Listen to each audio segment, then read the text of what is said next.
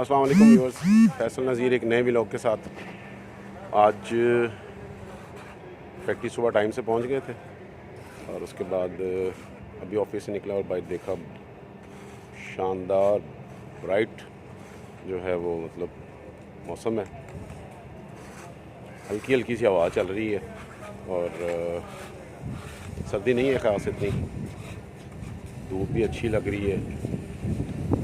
और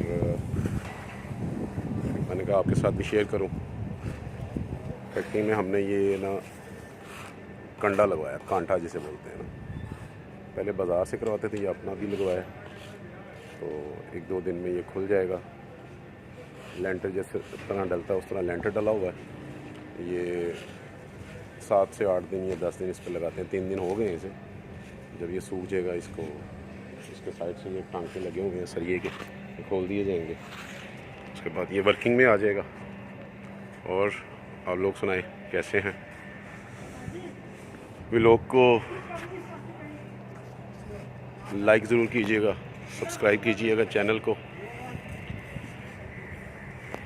अल्लाह हाफिज़।